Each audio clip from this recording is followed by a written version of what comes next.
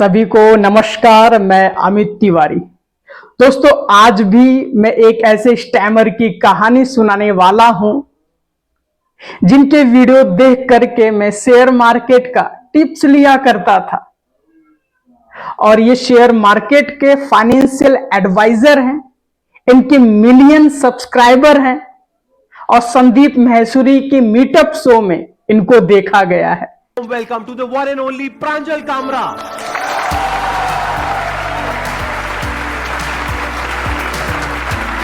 अरे अरे ये सब मत करो यार, ये सब मत करो, गले मिलो आप।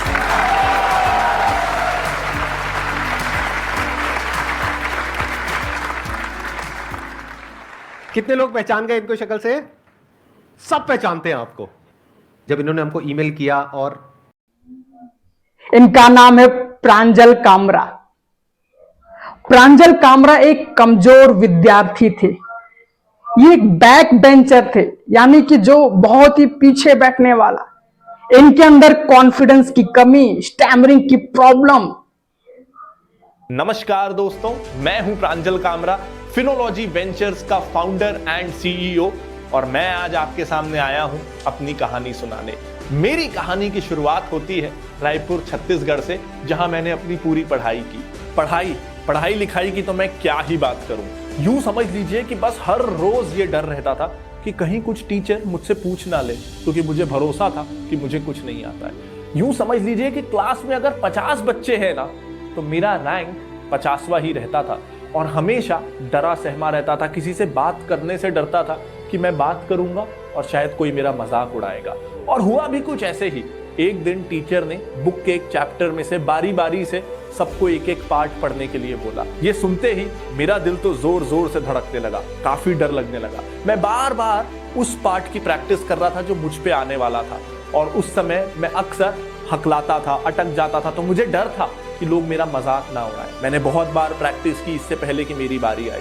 फिर मेरी बारी आई। मैंने एक लाइन पढ़ना शुरू ही किया था और टीचर ने मुझे अचानक से डांटा और कहा, इतना गंदा भी कोई पढ़ सकता है क्या? ये किस तरीके से पढ़ रहे हो? बैठ जाओ। मेरी आंख से आंसू आने लगे।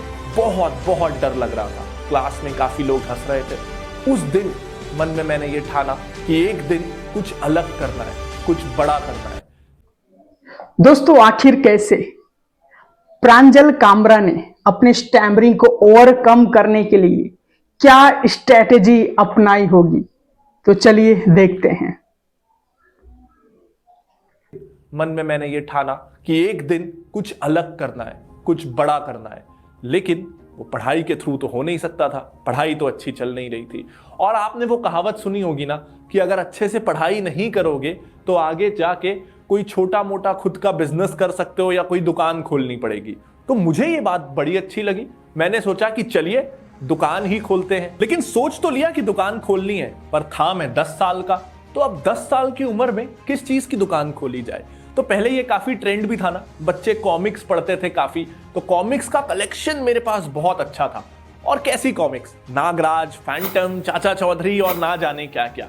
तो सोचा चलो इस ट्रेंड पे मैं भी कूद पड़ता हूं, एक अपनी कॉमिक्स की किराए की दुकान मैं भी शुरू करता हूं। तो सोचा नहीं था कि कितनी मुश्किलें आएंगी और कितना कुछ सीखने को मिलेगा। कई बार हम कुछ घरों में जाते तो वहां से हमको धक्के देके निकाल दिया जाता। कई बार काफी जलील भी होना पड़ता, तो उस समय बुरा लगता। लेकिन कुछ महीनों में इसका फायदा यह हुआ कि रोज हम कितने ही नए घरों में जाते, उन्हें अपनी कॉमिक्स बेचने की कोशिश करते। इसके कारण मेरा आत्मविश्वास बहुत बढ़ गया, और रोज लोगों से बात करते करते मुझ में बोलने की कला आ गई। तो जो 2 मेजर कमजोरियां थी मुझ में, आत्मविश्वास और बोलना नहीं आना, वो दोनों चीजें इस कॉमिक्स की दुकान के कारण ठीक हो गई। और इतनी ठीक हो गई कि मुझे स्कूल की तरफ से डिबेट कॉम्पिटिशन्स में भेजा जाने लगा।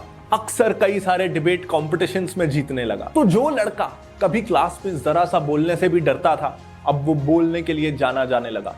घर वालों को भी लगा कि पढ़ाई लिखाई में तो इसका कुछ हो नहीं रहा, लेकिन लड़का हमारा बोलने में अच्छा है, तो इसे वकील बना देते हैं। और अब उस लड़के के बारे में सोचिए जिसको हमेशा कहा जाता था कि इसका तो जीवन में कुछ नहीं हो सकता। अब उसके घर वाले उम्मीद कर रहे थे कि ये वकील बन सकता है। तो उस लड़के के लिए ये बड़ी बात होगी ना?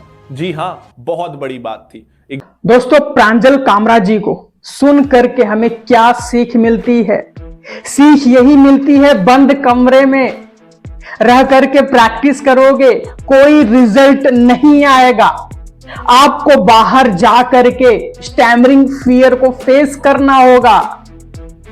जब हमारा उद्धार स्टैमरिंग को फेस करने में है तो क्यों हम डर से डर रहे हैं? हमारा वही उद्धार है, डर का फेस करना। आप सभी लोग रेगुलर जाकर के कंटिन्यू फेस करिए। बहुत सारे साथी बोलते हैं मैं तो फेस करता हूं, बाहर जाके प्रैक्टिस तो करता हूं, रिजल्ट क्यों नहीं आ रहा है? अरे आप रेगुलर प्रैक्टिस नहीं कर रहे हो। अगर किसी को शरीर बनाना है वो जिम में एक हफ्ते बाद जाए, एक महीने बाद जाए, रेगुलर न जाए, क्या उसका शरीर बन सकता है? क्या वो बॉडी बिल्डर बन सकता है? बिल्कुल नहीं बन सकता। डिसिप्लिन के साथ आपको रेगुलर जाना ही होगा। और इनसे दूसरी सीख ये मिलती है, आप सभी को एक बोलने का मंच तैयार करना होगा। बोलने का मंच ये नहीं कि स्टेज पर जाके बोलना होगा, बोलने का मंच है कि आप रेगुलर बेस से प्रैक्टिस करने के लिए आपको एक अपने नाम का YouTube चैनल क्रिएट करना होगा। जो भी आपको आता है, जो भी आपका पैशन है, गाना गाते हैं या आपको स्टोरी सुनाने में शौक है या तो किसी सॉल्यूशन के बारे में आपको पता है, तो उसको YouTube पर वीडियो बनाइए, बताइए लोगों को, सिखाइए लोगों को। इससे आपको दो फायदा है, एक तो आपकी प्रैक्टिस भी हो रही है, आपका आवाज इंप्रूवमेंट हो रहा है। अगर आपकी वीडियो हिट हो गए तो आपका ग्रोथ भी होगा, आपकी पूरी लाइफ चेंज हो जाएगा। दोस्तों मैं अपने 50 डेज के स्पीच थेरेपी में ऑनलाइन कोर्स देता हूं, उसमें हर क्लाइंट को मैं YouTube चैनल बनाने का टिप्स बताता हूं, उनको सिखाता हूं। आज मेरे बहुत सारे क्लाइंट हैं जो YouTube पर सक्सेस हैं, जो मेरे से भी ज्यादा सब्सक्राइबर हैं, मेरे से भी ज्यादा वो पैसे इनकम कर रहे हैं। दोस्तों मैं भी चाहता किसी अन्य टॉपिक पे वीडियो बना सकता था, मेरे उस चैनल का ग्रोथ जरूर हो जाती, लेकिन पता नहीं क्यों दोस्तों मुझे आप सभी का सेवा करने में बहुत मजा आता है। भले से मुझे इनकम नहीं हो रहा है, लेकिन किसी का सेवा करके, किसी को टिप्स दे करके मुझे बहुत अंदर से सुकून मिलता है। और आप सभी की दया की वजह से कुछ साथी क्लाइंट आकर के मेरे से स्पीच थेरेपी लेते हैं, कुछ इनकम मेरा भी हो जाता है। तो दोस्तों यह वीडियो आप सभी को पसंद आए तो इस वीडियो को उन साथियों को जरूर भेजो जो इस समस्या से पीड़ित हैं, जो बहुत परेशान है। हो सकता है आपके इस वीडियो शेयर करने से उनका भला हो जाए। अब वीडियो को हम समाप्त करते हैं।